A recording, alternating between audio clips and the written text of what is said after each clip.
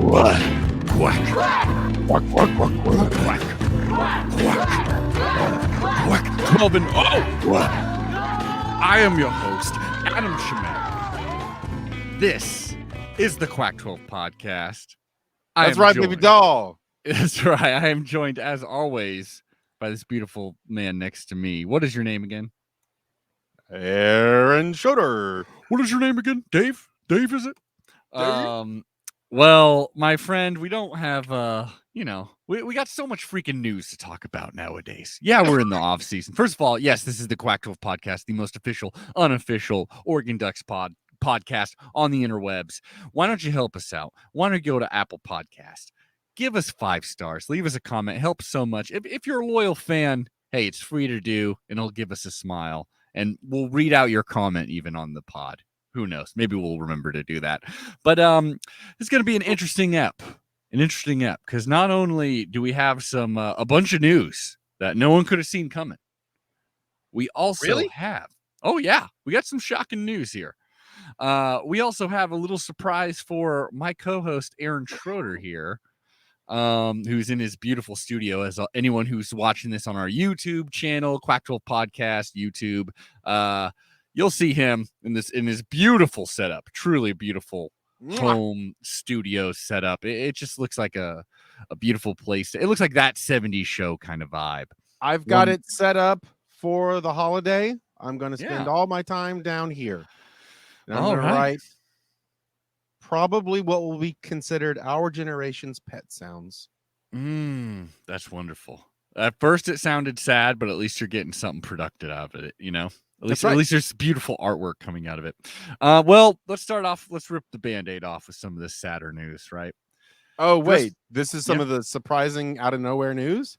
Well, I mean, some of it was scheduled. I'll say this much. Oregon men's basketball actually held its own and even had a good lead in a good chunk of this movie, even at the good chunk of this game. They took on the number 1 team in the country, Baylor. Yeah, that's right. And they held their own. So that's something. That's in the right direction, right? You know? Everyone was looking pretty solid in that one. Women's, on the other hand, they dropped one, and not only that, they dropped one on the road, and then their most recent game has actually been canceled, been postponed. COVID. And COVID on the other team's part. I mean, I don't want to, that's not like a perk necessarily. A good thing, but hey, at this point, it's like it's everywhere. So yeah, oh yeah, it coming could be back anybody at any moment. It honestly feels a little bit like, we may be, really taking a couple steps back. Like we may be going canceling a lot more games, right? Maybe even the tournament. Who knows with this new variant? Interesting. Depressing we'll find out January. Should be exciting. Oh yeah, 2022. Woo! It's got to be better, right? Knock on wood. No, probably not. Those tough couple pills to swallow. However, we will say this: India Rogers did get some playing time in the last game, so that's good. And Pow Pow is gearing into shape. It seems like so. That's fun. Aaron. The Alamo Bowl, especially when you got coaching turnover. Yeah. When it's an interim head coach against an interim head coach. Right. Interim. I've been told I say that wrong. I don't know. Well, when they're going to what you were saying, if somebody corrects you, they're a piece of shit. I like that. That's why you're my co-host, my man. So, it's not everyone's playing with their hearts in this one, and understandably so. Sometimes you got to look out after number 1, or in this case, actually against number 2. I'm talking about Devon Williams. Devon Williams has entered the draft. It's kind of a shame because it's like if he stayed another season, you can imagine whoever's there. I mean, he's going to get more highlights. It's clear he's our best receiver. It's just he just didn't get the ball. He entered the NFL draft? Oh yeah, he's going to the NFL draft. I think he's got a shot. I don't think he's going high in the draft. But, I mean, he's got the talent. The only reason, this is sad, that he's going lower is because he didn't get to show off that talent because it's like we were a run-first team. Definitely, And a lot of times when we were throwing, we were throwing to our running backs. Yeah. Would him staying an additional year, if he did equivalently good, allow him a better shot at getting a higher draft pick? I mean, I think if he did if he was like kind of the equivalent, I don't know. I don't think it does him better. I think he's basically in the same situation, except he's 1 year older. What's that? He did as well, but more of it. I mean, that's what it is. The thing is, he was playing like he's got a great tape right now at Oregon. It's just very short, or like his tape is truly like the accumulative of this whole season. Right. And he's a great talent. Hate to see him go, but well, hey, good luck, bud. Yeah, you know what I mean? Tell you this much, my man. Some moves are happening, like, in the backstage of the Ducks for the staff. The staff is starting to come together. Executive level? Oh yeah, executive level is a great way to put it, actually. Because we got our man, so Marshall, I don't know why I said it that way. Marshall Malcho, I believe is how you say his name. Okay. He's our chief of staff. Now, that's something I'm not very familiar with. COS, Chief of Staff. Yeah, that's right. And it really does sound like the goddamn bag man, the guy who truly like pays it. But he's supposedly someone who's just really good at actually orchestrating mainly the recruiting part of it, but truly just the office aspect of it. And supposedly, this isn't a hire that would get a bunch of Duck fans super excited about because he's not a name you really know much about. But per a lot of people that know a lot more than me, they're saying this was a really, really underrated, really good get. And that this is really going to help the Ducks out in some way. That he's like a really well-known, chief of staff or whatever he is. He was at Texas A&M, and he's also worked for Georgia and Washington. And this could be a perfect guy to get, especially when you got a guy like, Lanning, who is still, this is first time being a head coach. So seems like a good get. I see. Mm-hmm. So he kind of, okay. So he's like, or he's probably like timetables guy. It kind of seems like it, yeah. But I mean, interesting. It's also making seems sure every department is doing their departmental things. Yeah. Yeah. Which maybe will allow our head coach to be more of a DC. Boom. Yeah. Right. Who knows? We'll see what happens. How intriguing. I'm going to have to Google this position. Yeah, go for it. I'm sure that's not the only position you'll be Googling later tonight, you perv. So we got an offensive coordinator here as well. So Ducks hire Kenny Dillingham. Now, Kenny Dillingham, I know he's not quite a name but we did bring him up. He's from Florida State, all right, which Florida State had a pretty bad offense. However, he also worked with our coach at Memphis. Now, Memphis had an awesome, fun to watch offense when we were there. So this is another young guy. Like we said, this is a 31-year-old. This is, this happened about a week ago, something. Is this the guy that our coach's brother spilled the beans on early? Yeah, exactly. So that was a real leak. Right. That's beautiful. God, I'm going to love. God, I want FaceTime with the brother. I mean, with the family. They sound great. They're just so loose-lipped. It sounds like it's easy to get them. Like maybe we should just hit them up right now. I don't know. Yeah.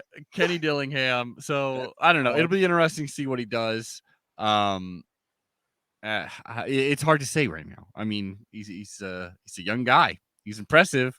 Hope it doesn't bite us in the butt that we're hiring so many, kind of unproven people at their position. But he seems to be promising, like much of the staff, promising. We also hired a co-defensive coordinator, Matt Powledge, Powledge. Powledge, and he was announced as a co-defensive coordinator. I do think that's pretty interesting, just because it's kind of like, does that mean Lanning is? I mean, he's not going to be the DC in title, but does it mean he's going to go get another co-defensive coordinator and maybe not have an official DC, or is he waiting for a DC? Wasn't this a thing recently in some other team and it was not helping them? Yeah, I mean, I believe like Cal has had some weird situations like that where like one of the DCs was like in training. We've had co-DCs as well as a DC. Usually, yeah, like Joe Salovey has been like a co-DC, and then I believe also like that's exactly what I was thinking of. Mm-hmm. That's what I was thinking of. Hopefully he's still on the staff. We don't really know. But by the way, Matt Powledge, he's from Baylor. Baylor had a great 2020 football season. They did. That's great. Yeah, so it'll be interesting to see. He's got 11 years of college coaching experience. So again, at this point, experience is a really good thing to have on this staff. This is, hey, my man, we know conspiracy corner. I still haven't made the little bumper for it, but well, actually, there's a conspiracy about that. That I haven't made the bumper. Oh, well, shit. That actually I made one. But then I got a cease and desist from quite possibly 3 different major corporations. Oh my God. That's brutal. That's a good conspiracy. Coming from the person the conspiracy about, that's hot for the press. Anyway, no, you give it a real one. This is a good one. So we got our interim head coach, right? Brian McClendon. Sorry, Brian McClendon. Yep. Now, it's interesting. He he's a wide receivers coach, really good recruiter. That's probably one of the reasons why we went with him, to try to, keep some of the class together in a way. Sure. Now, so he has been, I don't know if it's still there, but for a minute, he was listed as an assistant coach on the Miami football official website. So that would make you think that he's going to go to Mario Cristobal. Like maybe even like most likely immediately after our bowl game. Now, that's kind of troubling because you kind of go like, well, how our head coach? Our current interim head coach. Right. So not Dan Lanning. Because Dan Lanning ain't coaching interim head coach, game. The guy who just showed up for this game, and then he's right. Or he was on the staff, but we're like, you are now the the sit-in head coach. That's all that means. Now, but he's in that position, getting these people supposedly ready for the Alamo Bowl. But I don't know. It's like you don't want someone who is most likely actively recruiting against you. Unless he's a very, very solid person. But most solid people are not great recruiters. And he has a history, he has a legacy of being a recruiter. He's probably a little bit even actively coaching or recruiting against you, your own players, being like, hey, man, hey, Dante Thornton, just so you know, they got, they still probably aren't going to be a throw next season, but we got a guy over in Miami. Why don't you come over here after this bowl game, after we get blown out at this bowl game, What do you think of that theory? Well, I immediately think that surely their contract has very many stipulations to where if they do kind of pull that stuff, they would immediately get like, I don't know. Well, it's hard to tell. It's hard to tell half-assing. Like he's doing his job, and there's nothing in his contract that says you can't half-ass recruit the guys if you leave the job. Like there's nothing that'll get him legally. And this stuff happens all the time. Like people do this, especially one way out. So I don't know. It's just a little sketchy, but at the same time, if you remove him at this point, you are most assuredly losing that bowl game, which means nothing really, but it kind of does mean a lot. I don't know. I want to win that game, but it's tough. There's a conspiracy. There it is. I'm throwing this out at you. No facts. Yeah. Nope. I believe you. There you Stamp it. Real. Okay. So when a couple of our star players leave right at the end of a bold just butt kicking and go straight to Miami, as well as McClendon, I think, well, there you go. We stamped it. Just like the grandma, just like the Cristobal grandma confrontation. We stamped that real. It makes you really have to wonder, like, what started this all? Money. Well, it seems like, yeah, I guess so, right? It's just money. Bro, Cristobal wants to go home, and I don't blame him, I don't Yeah, blame him. but then why would he be all like shady and shit, stealing other people? Or is that even stealing, him asking his guy to they're come people, back man. They're allowed to go anywhere they want, man. Yeah, and it's like that's how we got our good recruiting classes, because he's really good at this shit. And I hope Dan Lanning's good at this shit. I hope he steals people from Georgia, because why not? It's awesome. God. Cutthroat, man. I used to think it was just us that was the bad guys, but maybe the whole damn thing is evil. Now you're getting college football. Okay, now I'm getting it. You're getting it. All right. Yeah, you're getting it. Let's get dirty. I'm so glad Urban Meyer isn't our head coach. We would have had to go full on. We are the bad guys. Yeah. I'm glad. Anyways, okay, more bad news. Mikael Wright declares for the draft as well. That's gonna be a tough one to replace. But next cornerback up. There you go. That's brutal, though. Sad to see him go. He was, really, really nice to see him. He's going for the draft, my man. What do you think of that? Is it the right decision? No. Oh no, it's the right. For him, he probably could have used another season. It probably would have been smart. But I know it wasn't the right time? Why is that? Because I have no idea who he is. Oh man, you don't remember him running 100 yards back against USC? Was he a couple years ago? I mean, he was on special teams quite a bit, yeah. But I mean, he was a starting cornerback, my man. Quarterback? Cornerback. You're losing it. I'm losing it. I don't remember him. I think he needed another year. If you don't remember get on my radar, I don't think you're ready to go to the NFL, because they're only looking for people who are pros. Okay, listeners, this is the part where, a lot of times we skirt this. Sometimes we don't even bring it up. But occasionally I need to bring up the disclaimer that Aaron doesn't he's not a sports quote unquote guy. He doesn't really pay attention too much to the weekly sports that we talk to on this. In one ear, out the other. He's watching it. He's watching every game. We're talking about it for hours. But no, he's Let me ask you this. Let's just say I'm an Arkansas Razorbacks fan. Yeah, sure. Would I know who Mikael Wright is? I mean, no, not if you. Well, then he shouldn't be trying to go to the NFL. He needs to be. Everyone under the sun knows who Kayvon Thibodeau is. That's everyone true. knows. I don't know. It was the right time to go to the NFL. I think you're maybe a little wrong on that one, but hey, you're entitled to your opinion. We'll see where he goes in the draft. Decide. I do agree that it probably would have behooved him to stay, but who knows? Maybe an injury happens and that's it. So, yep. According to you, not that big of a loss, but it's gonna be a big loss. He was a great cornerback. I'm hoping the best for him. Are you ready for this? Now, this I already know the answer is going to be no. I do not remember that because it wasn't like yesterday. But I have been sucking on some holiday syrup. That's right. Yeah, that's right. We need to get a vape for like a sponsored vape for us. That would be perfect.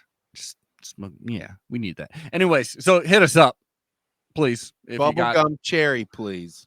That sounds disgusting, but hey, if we're sponsored, it's delicious.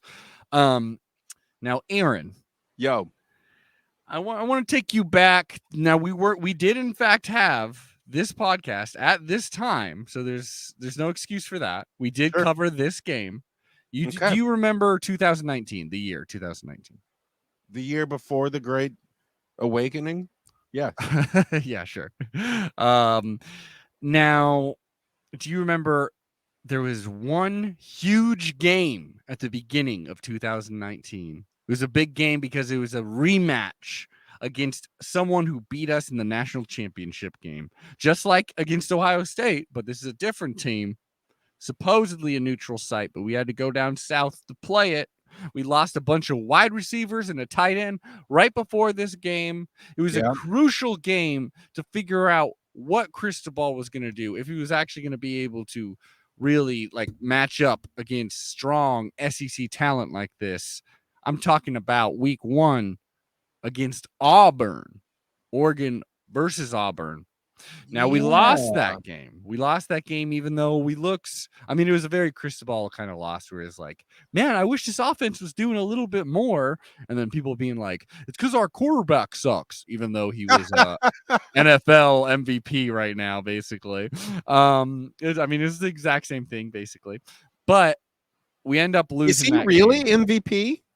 I mean, he is the most promising player, I would say, in the NFL. He is, if he continues to go on the pace that he is, he will be maybe not the amount of like achievements that he has or trophies, but statistically, he will be the greatest quarterback of all time, which is insane.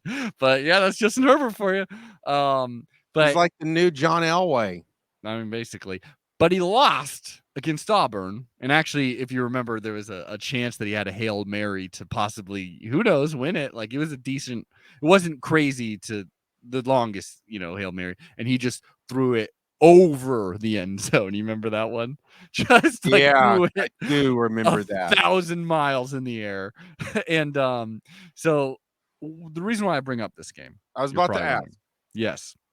The quarterback, the true freshman quarterback, who was the SEC, I believe, freshman of the year, Bo Nix, son of Auburn legend, has decided to transfer to the Oregon Ducks, the team that he beat in his first game ever after a whole lot of frustrating years in which his percentage has not been good. I'll tell you that. It's been much lower than Anthony Brown's.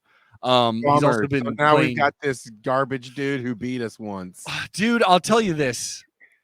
This is a total Schrodinger's cat here, okay? Because you could look at this and you could totally be like, this dude is going to be Anthony Brown or suck worse than Anthony Brown. I will say his downfield accuracy is better, and he is a little more down to just chuck it out, but he's, I would say, less physical of a runner. But a lot of the same complaints people have. That being said, there is true promise in this dude. Or at least there was. It up like you were very excited about it.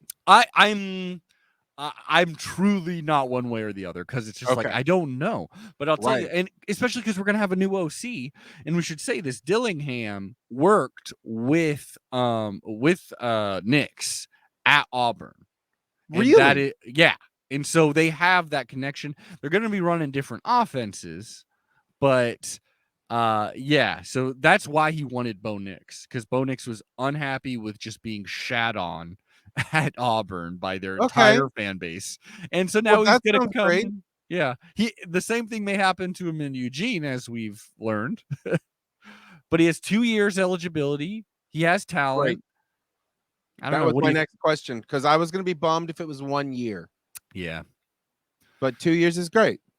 And I'll tell you this much. It sometimes hurts to, get a transfer quarterback. But having depth at the most important position in the game is not a bad thing. Now, we should hope Ty Thompson can beat him out, and he's more promising. But, whoever doesn't, it's very likely we're going to be seeing some transfers. Either Jay Butterfield, Robbie Ashford, Ty Thompson. Sure. Yeah. So we'll see what happens there.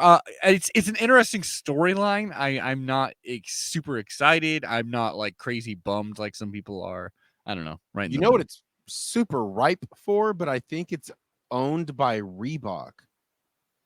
What's that? Is a revitalization of Bo Nose. Oh, you think that could be the NIL or whatever it is? If we could get Nike to buy that thing off Reebok, then we could use it in our commercials and on the big screen when he comes running out onto the field. Hey, speaking of Nike, Look at which little tyrannical overlord I got a bobblehead of randomly. Oh my God, that's amazing. Phil Knight bobblehead I got. Baby.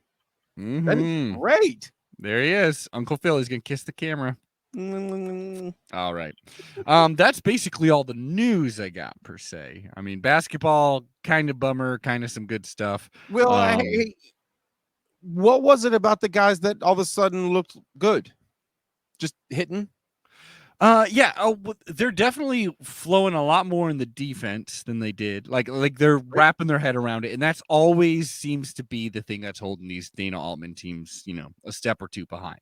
That it's clearly a complicated system, and they're getting it down. Now that they have that down, the turnovers are generating. It looks like a little bit more. Will Richardson is holding on the ball better.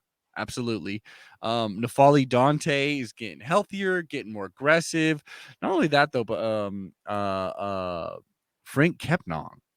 Frank Kepnong is also like we got some talented big men that are really pulling up, and Quincy Guerrier, I believe is how you say it. I finally learned how to say it. Guerre. That's it. That's right. Guerre. Yes. At me if I'm completely wrong. But he's been really hitting him on too. And I don't know. I like the team. It is coming together. Both teams are like, let's see if we can get come mid Pac-12 play. Maybe we'll be really cooking by then. I hope so. And we've got 20 something games before the madness. Oh, yeah, we got 2 months. So yeah, 18 maybe. Till the Pac-12 tournament and then the madness. And begins. We'll see how that all plays out with the world being burning. Yeah, it'll probably happen. I think it really was the reason why it didn't happen the first time is there was not a vaccine. Now people can at least be like, well, there's a vaccine at least. Yeah. People should take that vaccine, by the way. Plug that, I guess. Yeah, and boost the fuck out of it too. I hope that this isn't the podcast that convinced you to get the fucking vaccine. If you got, I hope it is. If I guess it is voice of reason for you. I hope you already have. Dear God, no, go do it. But if this is the thing, and I hope that me saying this didn't convince you to then be like, oh well, now I'm not going to fuck this guy. I knew this guy was an elitist.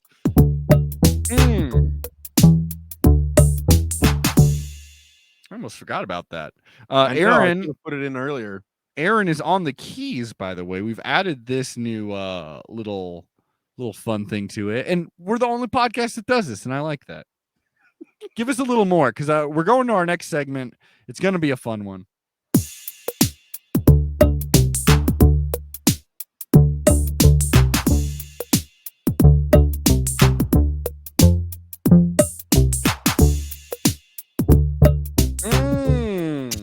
That is right, everyone.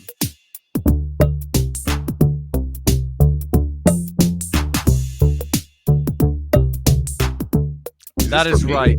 I'm going to fuck this all up. That is right. Quack 12 fans, prepare yourself for one of our favorite segments here. That is right. It is a Quack 12 pop quiz on specifically the 2021 Oregon football season, taken by our own Aaron Schroeder. Now, Aaron, did I inform you at all that this thing was coming your way? No. So you have all this is fresh. I saw it when it showed up on the screen. That's the first time. Honestly, your expression changed. It looked like an expression of fear, I would say. Yeah. Is that true? Well, also, I was concentrating on the keyboard. Yeah, that's true. Because I am not good. Hey, you're going to get better. Just like maybe. Yeah, we'll see. So last time, I do believe that we had a quiz. We usually have something called a Schroeder's curve, which is our guest comes and they have to beat whatever you scored on the quiz. Last time you got 0 of the 12 questions correct. Oh, let's beat it this time. So this is going to be used against our. No, this is just for you. I'm just testing you, motherfucker. We've done this before. Just for you. Yeah. Here we go. I hope you're ready. Are you ready? Yeah, I guess so. Should I put on a little background beat? Sure. Why not?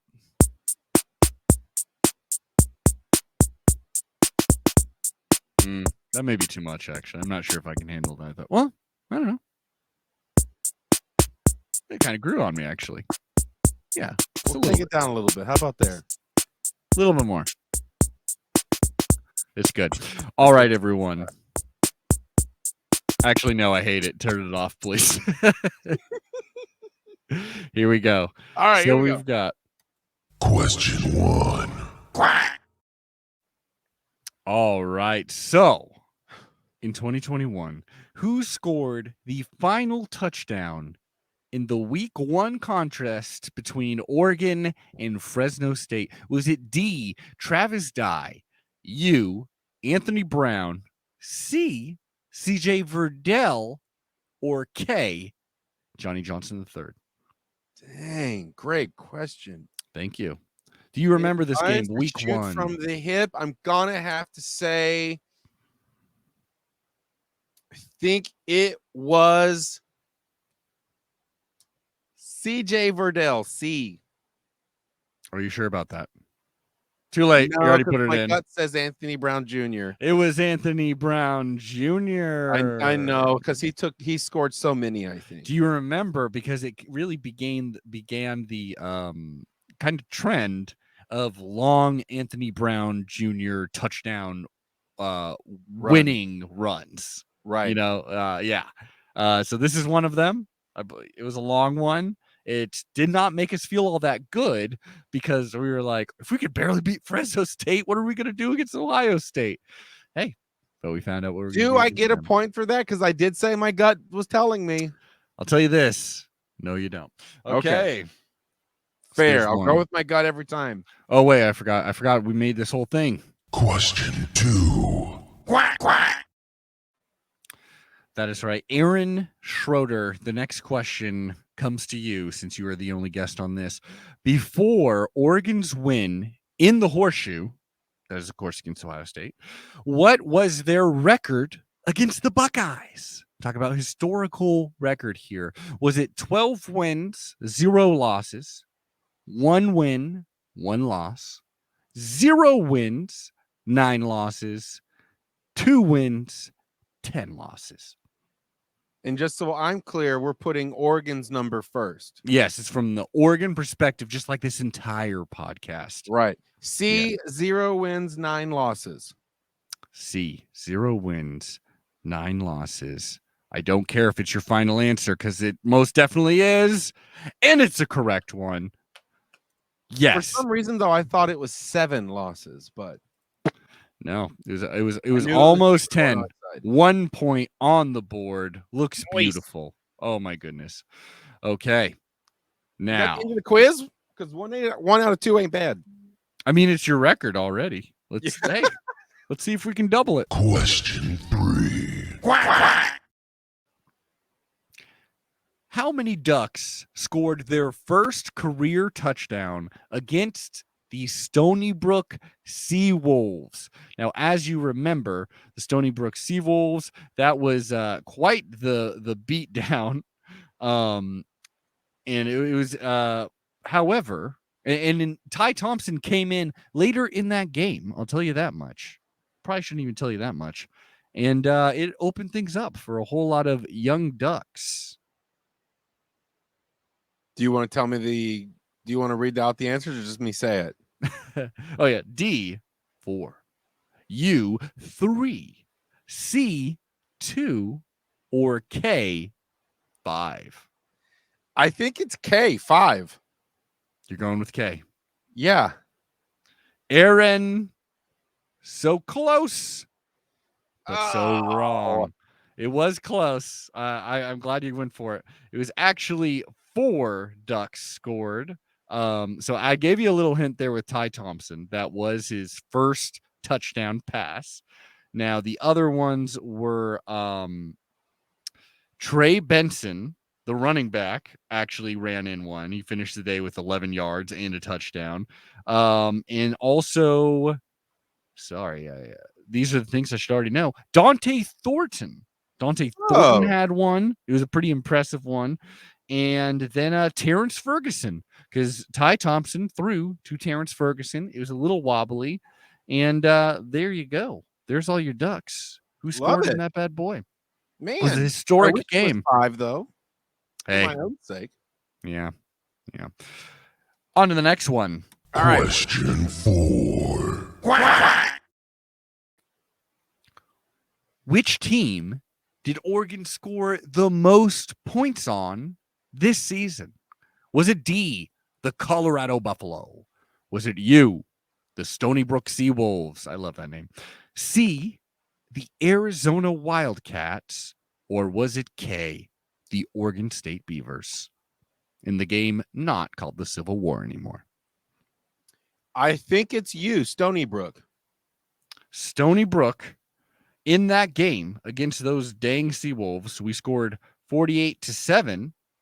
However, against Colorado, 52-29. That one surprised me, and I put that in there because, like, you would think it'd be Stony Brook, but well, in my head, I was thinking, well, the game against Stony Brook, we beat them by like 50 points. yeah, no, I kind of had to remember that the Colorado beatdown was, yeah, it was a beatdown.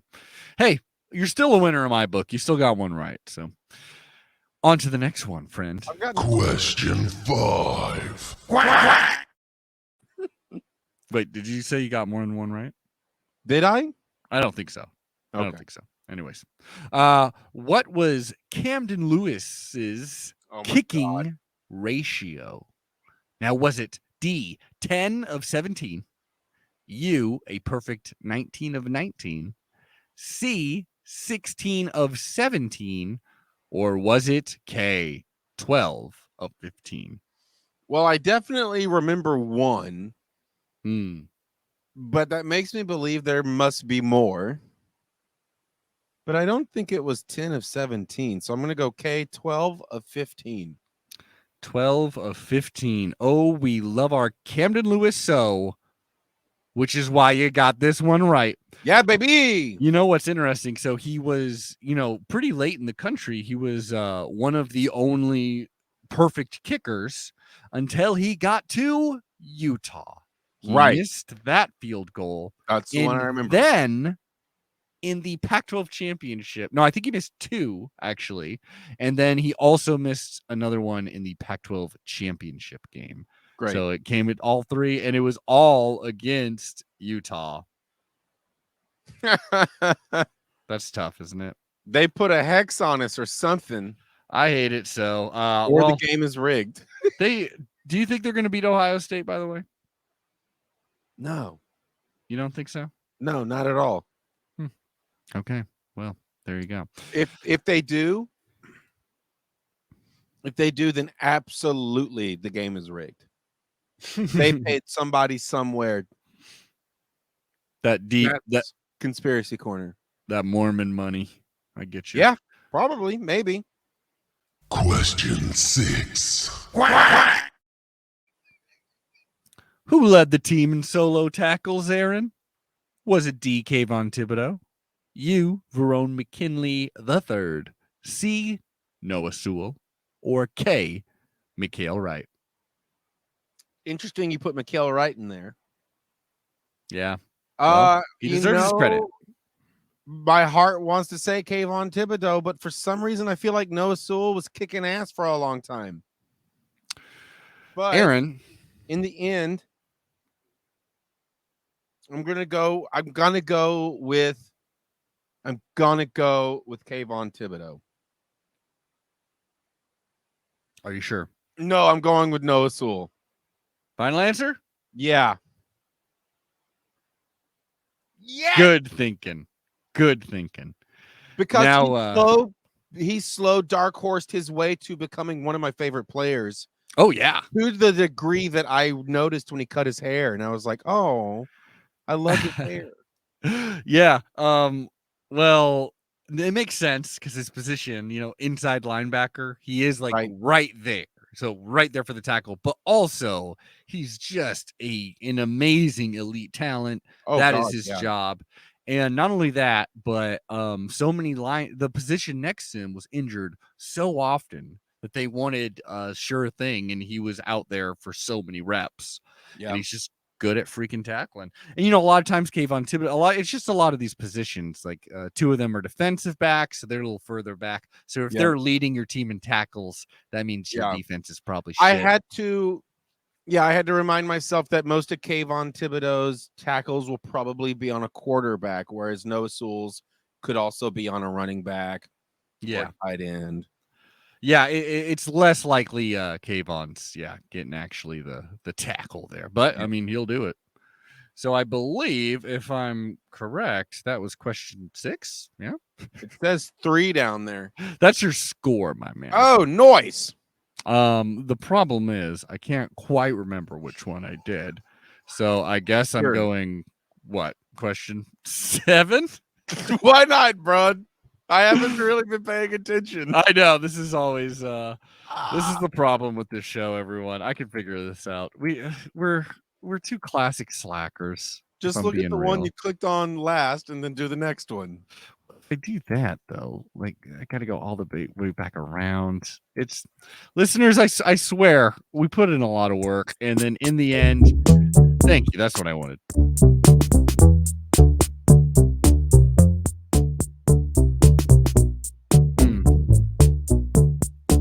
Quack 12, y'all. Okay, I got it. Okay. So that was 6. So we are in fact on question 7. Oh wow. Okay. All right.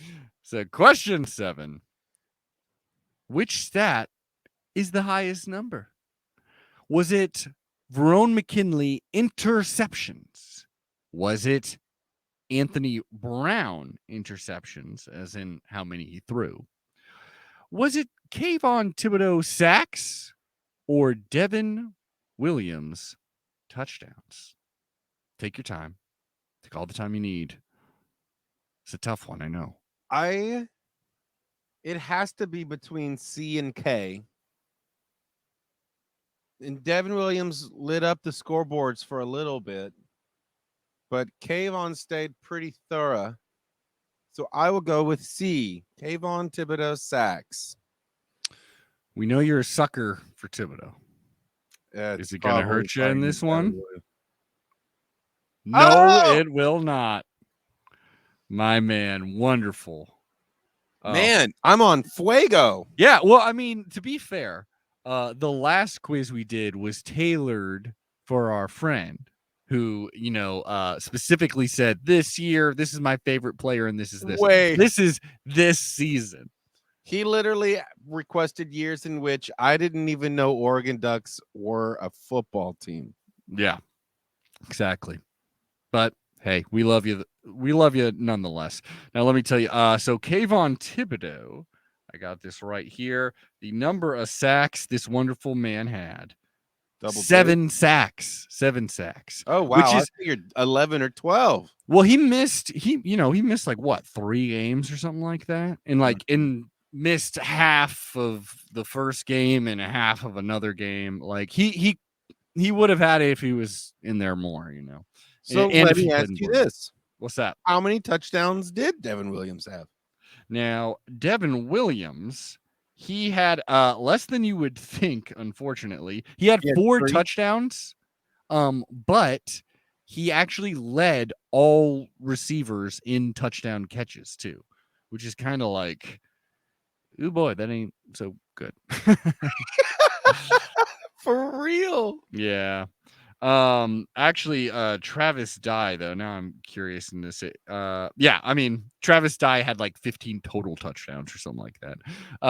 And then Verone McKinley, as far as interceptions because he had that stretch where he was just picking off everybody. He finished with 6 interceptions, so just behind Kayvon Thibodeau. Yeah, I really thought it was like 3. No, man, he was the one collecting them for quite a while. Wow. And then Anthony Brown Jr. threw 6 interceptions. So there you go. Which I feel like that's not too bad for a full season. No. I mean, he kept control of the ball, which was his job. That's the reason why he's won the job over and over, and it's probably the reason, somewhat unfortunately, that he's going to start. I shouldn't say unfortunately, because I'm glad he gets his, final final game. He deserves it. He's played football for so goddamn long. Whoa, you think he's actually going to play? I think he's going to be the starter in the bowl game. That's what McClendon seems to be. Yeah. If I was him, I would be like, I'm okay, actually. I mean, it may be the last time he ever plays football at this level. So, Man. And he's not going. I feel like he's good backup quarterback material. I don't think so, but hey, what the hell do I know? I also didn't think Herbert was going to be anywhere close to where he was. So I literally thought Herbert was going to be a used car salesman. So, Question 8. Beautiful. Which team turned the ball over 5 times against the Ducks? Was it D, Arizona, U, Colorado, C, Washington, or was it K, Stony Brook? I got to throw in that Stony Brook because I know it's always going to tempt you. Maybe it's the right answer. Maybe it's the right answer. Colorado, the zone, Washington. Gosh, this is a tough one. I really don't. Is it ringing a bell? So I'm going to go with the correct Oregon Duck perspective, which is C, Washington. Washington, because we hate Washington. We beat Washington. You do know that. We went down early to them, but rallied back. However, they did not turn the ball over 5 times. Damn it. That would be Arizona. You never pick Arizona. I was going to try to force you to pick Arizona here. But well, I can. I'm anti-Arizona, Adam. I know. Oh boy. Okay. Now hey man, you're doing great though. Shit, you can get 50% still. Who knows? I know. That's what You made me burn a point. Yeah.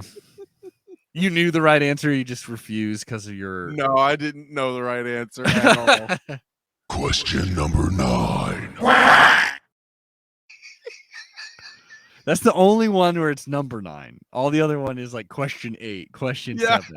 And then you get to 9 and you decided that's the one we got to put the emphasis on.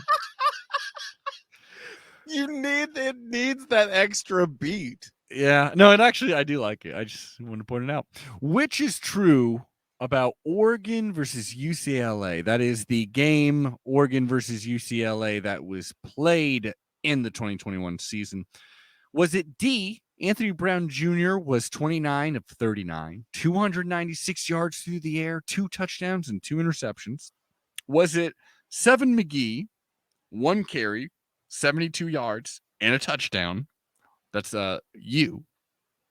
Was it C, Verone McKinley had 4 interceptions? Or was it K, Travis Dye had 14 carries, 35 yards and 4 touchdowns? So I remember Travis Dye having one of those games where it was like he's doing all of it, and it was just like, wow, he keeps finding himself in the end zone. So I have to go with K, Travis Dye. 14 carries, 35 yards. Going with K. Oh, yes. That is a good one. Travis Dye only got 35 yards, but got 4 touchdowns out of it. Amazing. This is a couple games after, sorry, I'm trying to fight back a sneeze. Couple games after CJ Verdell's injury, and Travis Dye just fully came in. If we got a shot against Oklahoma, it's going to be because we find a way to get Travis Dye open again, which I hope there's even a little bit of effort put into game planning, because if what Hit the Day told us is true, like no one did much before that Utah Pac-12 championship game. Right. Oh boy. We'll see. Okay. Yeah. We'll see. Oh boy. Well, on to the next one. Moving closer and closer, inevitably closer to death. Question 10. Against Ohio State, who made the crucial 16-yard reception in the second quarter when the Ducks were facing third down at their own 3-yard line? Was it Travis Dye? Was it you, Johnny Johnson III? Was it C, Devon Williams? Or was it K, Cam McCormick? Oh, wait, you should have 5 points. I think it was K, Cam McCormick. K, Cam McCormick. Is that your final answer? I think so, care. Yeah. Devon Williams, I don't feel like was around yet, really. Johnny Johnson III, I don't remember his name ever, and I don't see Travis Dye doing it. So Cam McCormick. Okay, that's a total Johnny Johnson III erasure, but we'll walk right past that because seriously, yes, Aaron, you got it right, Cam McCormick. Now, this is I wanted to put this in mainly in a way to immortalize him because Cam McCormick, tight end Cam McCormick, who repeatedly, was injured, I believe, in his first play in the first game in years ago, and then was injured in preseason, missed all that. And then now he's here. He was looking to come back hard. And in his first catch of the season, we're back up. We're like it says, we're at our own 3-yard line. In possibly, what would go on to be Oregon's biggest win in regular season football history. He catches this ball, gets the 16 yards, takes a massive hit, is out for the season, and still wants to be a Duck and still wants to be here next season. Unbelievable. It truly is amazing. He's been here for freaking ever. And Aaron, that is amazingly your 6th point. We still got more to go too. So wait, hold on. What's that? Do you happen to have Johnny Johnson III's stats for the year? Oh, for the year? Let me see. He did get injured later in the season. Right. But he's a very reliable. Well, you got to say for this season, they really, even when we were doing the best throwing, we really spread the ball out. So he did pop up with some very crucial, catches. But I remember him being crucial last season for sure. Yes. But for real, the game was so much running. Yeah. And then everyone getting catches that it's like, did Johnny touch it 5 or like barely times? everyone getting catch? This is why Micah Pittman transferred. He's like, I don't want to play like this anymore. I'm a receiver, which is gonna happen if you play like that and then also don't get the get to be in the playoffs or something like that. Right. Like maybe Pittman wouldn't have transferred if they had beaten Stanford. And at that point, they were still undefeated and they're that much, I'll tell you this. So I got his stats here for Johnny Johnson III, the senior from Chandler, Arizona, which you hate, but hey, he's a Duck now. So he's made his amends. Man, this GoDeck site is taking forever. Do you really care? Is my question. We've taken so long at this point looking up his stats. Johnny. Oh, yeah. Got it. He only played 10 games. That's really handy, actually. Just to be able to slide into that when I'm rambling, it's perfect. 25 receptions for 311 yards, 1 touchdown, 32 long was his longest catch. Yeah, so he's averaging like 2.5 catches per game. More than I expected. So yeah, good for him. Jeez. He was probably it's like after Travis Dye, after Devon Williams. It's probably he's like 3-4 or something like that. Yeah, which is telling of the offense we've been running. Now we got the final one. We've got the final question. It's not necessarily harder. But, there you go. Question 12. We did question 11? Maybe we didn't. I don't think Question 11. There we go. There you go. Okay. Well, there you go. Which game? I don't even know if we've correctly tallied anything here. Yeah. Which game had the largest halftime deficit for the Ducks? Was it D, at Stanford, U, at UCLA, C, the Pac-12 championship game, or was it K, at Utah? So which one had the largest halftime deficit? It's definitely Utah, but was it the championship game or at Utah is the hard part. Very similar games, as we said, but I'm not saying. But that loss to Stanford also had a terrible halftime. I'm going to have to go with K at Utah because I know that was like 0-28. Aaron, the score was exactly 0-28 at Utah. That is right. Because it was down to either at Utah or the Pac-12 championship game. And as you remember, those halves were like basically exactly identical, except for the fact that instead of in the Pac-12 championship game, they got a field goal to go up 23-0 at the half. Oregon was 28 behind at the half because of that Britton Covey punt return at the very last second. That game fucking blew. Let's go on to the final question. Give me a point. Sure right. Oh, see, this is the thing. Sometimes now that I know that's my points. I know, yeah. This can't be right. You got 7 right. I'm gonna have to count this afterwards. That's nuts. Final question, baby. Now let's do it. Question 12. That is right. We got your basic quack math questions. Wrap it all up. Done. To get me. This could be 2/3 of the question right, Aaron. This could be 8 points out of 12. Way better than I thought you would do. Yeah, I'm surprised. What was the combined score of both Oregon at Utah and the Pac-12 championship game? So the combined score of both of those games, which kind of helps you out.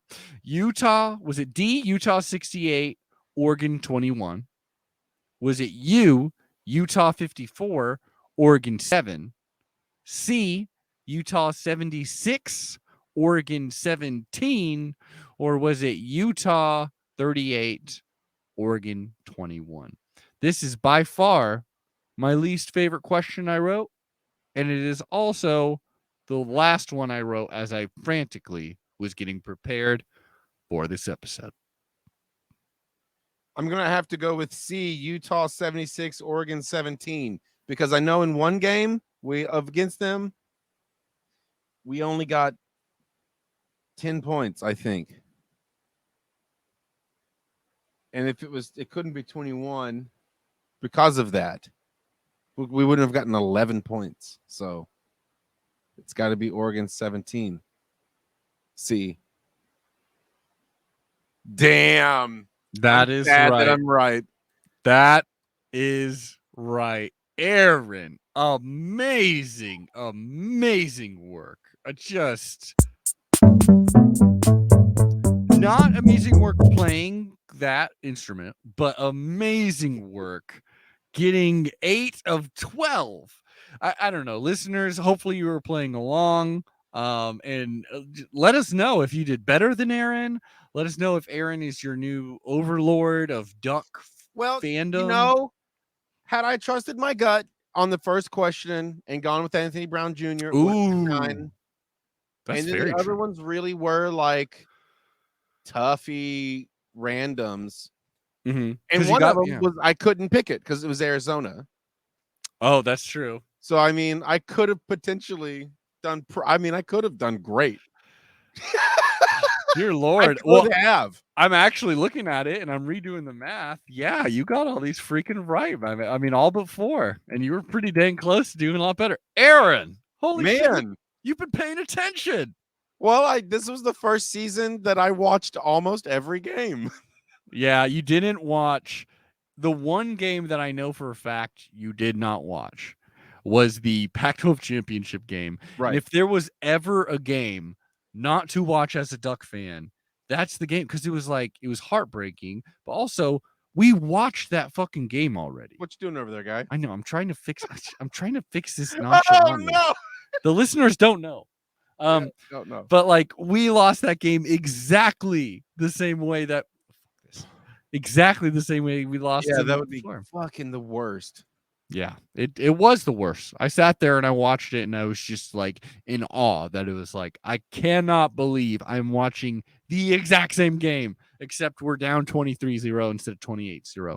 Anyways, listeners, I hope you had fun with that. It's just a little pop quiz. It's not an official, record keeping Quack 12 quiz, but it's good to see that Aaron's paying attention to this shit. It's amazing. Yeah.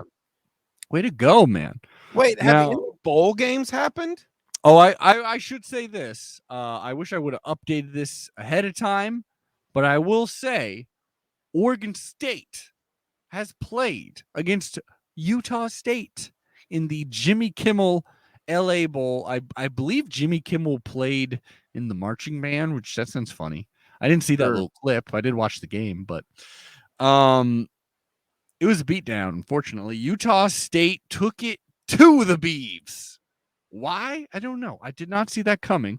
I believe I actually picked them, but only because you picked the Beavs. So I don't think I would have ever picked the Beavs. To listen to the tape. I don't know. I don't know. I don't have it on me. I don't know. I don't listen to this podcast. You're right. Who knows? Who knows? And it wasn't true. It wasn't like the worst beatdown ever. I shouldn't say that. It was 24-13. But when you're going against a Mountain West team and you're a Pac-12 team and you can only muster 13 points, it kind of feels like a beatdown. I don't know. Those Aggies. Aggies versus Aggies. There you go. Yeah. Or Agrix, whatever you want to call it. Really took down the energy right at the end of the show. Really drained that energy right before we say goodbye. Listeners, it's been a fun episode. Again, we hope you liked the quiz. Hey, did you do better than Aaron? Hit us up at Quack12 Podcast on Twitter. We also have a YouTube account where we're going to be uploading, we upload all these episodes, but we also we're going to have just the Quack 12 quiz portion of it. So if you want to play with your, family and your friends over the Christmas break, come on in, watch the Quack 12 quiz, watch two stoners taking it. For sure, go look super great in front of your crazy Uncle Carl. Yeah. Who won't shut up about the Oregon Ducks over Turkey. Mm-hmm. Your crazy Uncle Carl, who has to be quarantined in the den because he refuses to take the vaccine. Like, beat him in Oregon Ducks trivia because of this. I don't know. It was fun. We're going to be looking for that Alamo Bowl coming up. So keep your eyes on this feed. And if you really want to help us out, like we said, go to the Apple Podcast, give us 5 stars, leave a little comment there, like Adam sucks, whatever you want to say.